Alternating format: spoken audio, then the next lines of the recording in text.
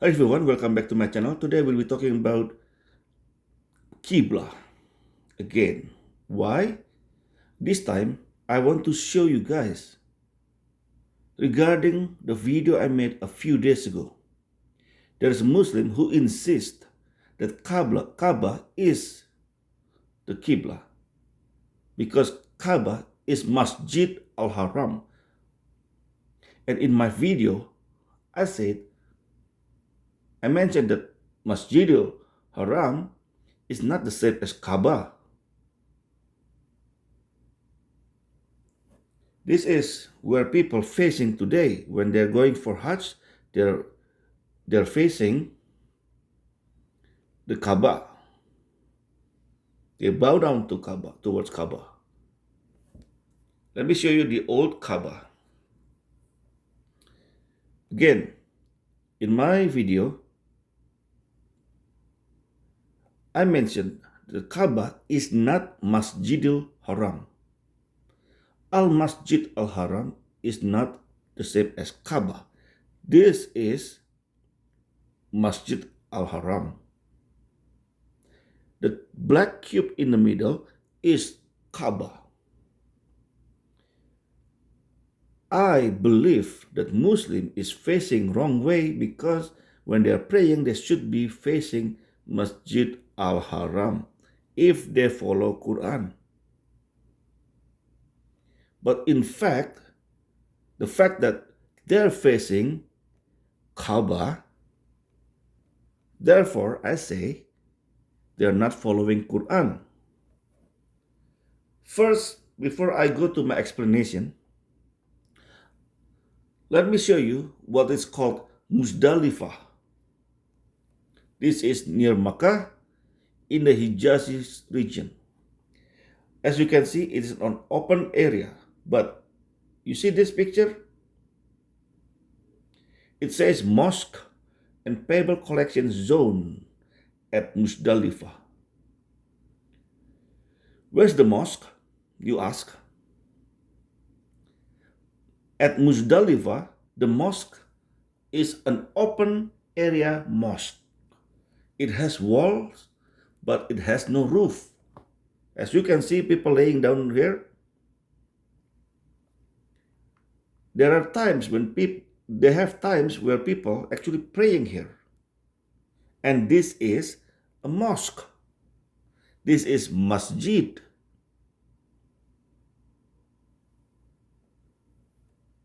But it doesn't have roof. That's the difference.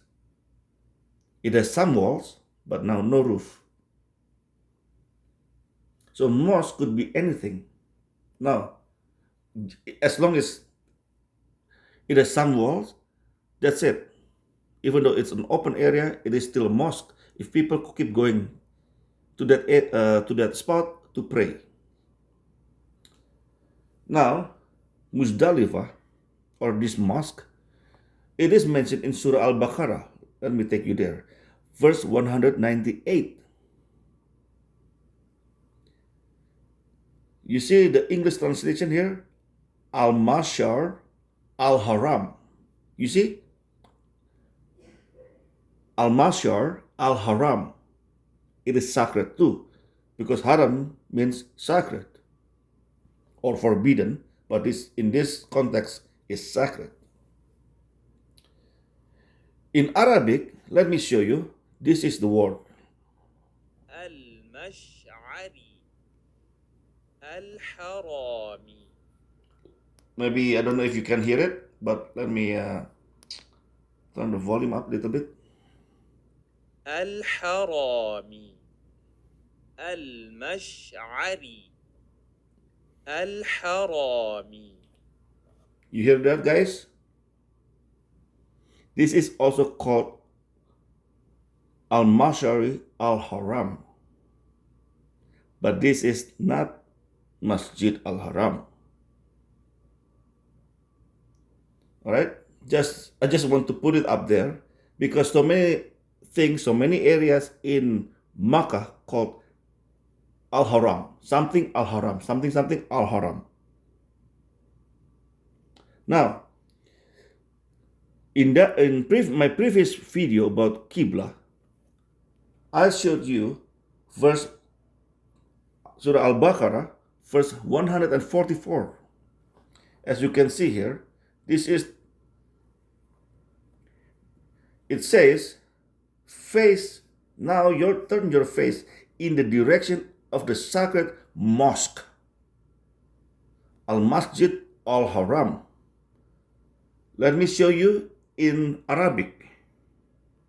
المسجد الحرام. All right, that does not say Kabah. It says Al-Masjid Al-Haram. Do we have Kabah mentioned in Quran? Exactly that word Kabah. Yes, we do. Quran mentions specifically Kabah in two verses. In Surah Al-Maidah, verse 95, this is the word Kabah. الكعبة. You hear that? الكعبة. And also in Surah Al-Maidah, verse 97.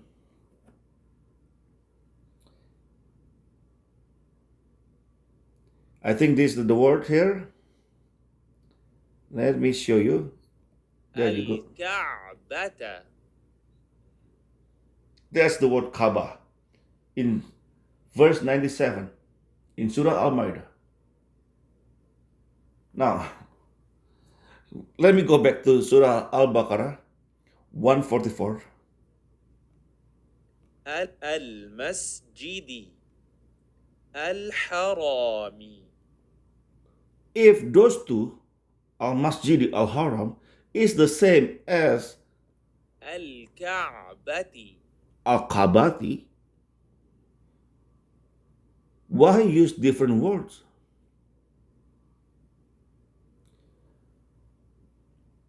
Does it have two names? No, it doesn't have two names. I can assure you that. I want you to check with me. There's a Muslim historian in the 8th century. His name is Al-Azraqi, Muhammad ibn Abdullah Al-Azraqi. Sorry, he's not 8th century, but 9th century. He's Islamic commentator and historian, the author of Kitab Akbar Makkah. Now, I found the PDF. If you open the book, page 84, this is the page here, 84. Start from page 84. Let me show you. All right, that's good enough. Let's read together. The era, start from the top. The era of the rightly guided caliphs and those who came after them. Al-Masjid Al-Haram was small, with no wall. Rather, it was surrounded by houses between which were gates, through which the people entered the mosque from all directions. The mosque became too small for the people, so Umar bin Al-Khattab built some houses and destroyed them. And he also destroyed the house of those people who refused to sell them. Umar kept the price of those houses in Baitul Mal, the treasury of Islamic State, so that they could take it later on. Then he surrounded it with a low wall. Umar said to them, "You are coming to visit the Kabah, and this is the courtyard. The Kabah is not coming to visit you." That was in year 17 after Hijrah. When Umar did Umrah and stayed in Makkah for 20 days. All right? Now, Umar did the he expanded the mosque, the Masjid Al-Haram, because it was too small. It didn't even have walls. Forget roof. just the same as Masjid in Musdalifah.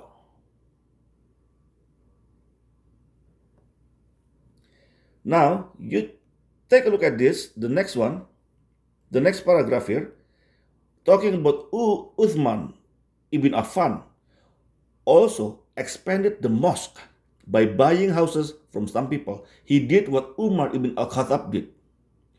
Uthman ibn Affan did the same thing. And of course, some people still refused. Imagine this. Those people are all Muslims, eh? Muhammad had died several years back. This is imagine when Umar bought the houses from people this year 17 after Hijrah.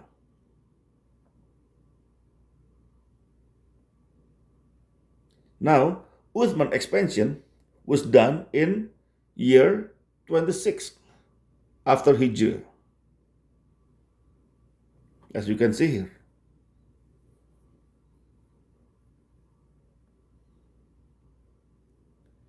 And the expansion does not stop there. As you can see, this book also talking about the expansion of Abdullah ibn az-Zubair.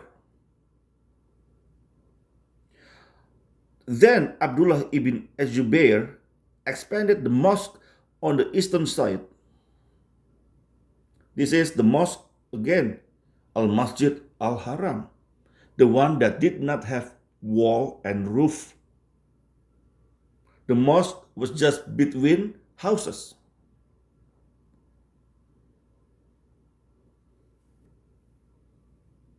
And again, imagine those people refused to sell their houses to be built to be mosque or part of the mosque expansion. And those people all are Muslims because after the death of Muhammad, after the conquest of Makkah, if you remember, 10,000 Muslims came from Medina and all Meccans gave up and they all became Muslims because they were too scared. Now, after Abdullah ibn az-Zubair, Al-Mahdi bin Abi Ja'far al-Mansur also expanded the mosque, this time from the highest point and on the Yemeni side. And this does not stop there. Let me show you the next page. The Gate of Ibrahim also incorporated into the mosque. Next page. As you can see here, still expansion, beginning expansion. Look, this one is the expansion of during the Saudi era.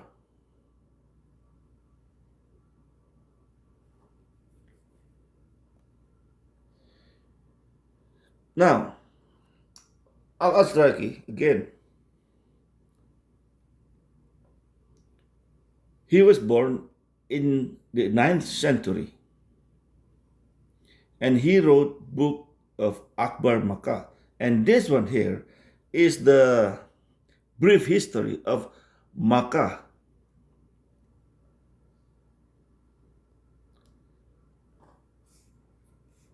Let me take you to the first page. This is the book. This is prepared by a group of scholars under the supervision of Sheikh Safiur Rahman Mubarakpuri. And so many information inside here was taken from Al-Azraqi, the Muslim historian. Not only Al-Azraqi, of course, but also was taken from Tariq by At-Tabari. Let me take you to page 84 again.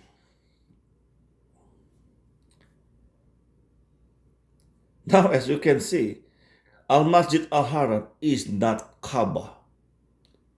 Kabah is not Al-Masjid Al-Haram. So the direction where people are praying today are wrong if they are praying outside From outside the complex of Al Masjid Al Haram, it seems fine. But once they're inside, that's what is wrong because they are facing now Kabah instead of facing outright. They're supposed to face Al Masjid Al Haram out there.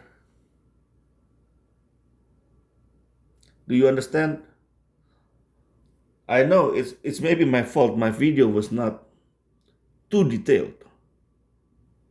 But this time, I hope with this video, I can have enough proof. I can show enough proof to you all who listen to this that the direction of the prayer, the Qiblah, is still wrong. And now, this is just the picture of the Kabah today. As you can see, can you check see the background? That the hotels, very very tall hotels in the background there. Imagine if you have tens of thousands of dollars to spend for one night there. You can sleep there and look at Kabah from the window, how small Kabah is. Anyway, that's all from me for today. Thank you for listening. God bless you all. Have a nice life.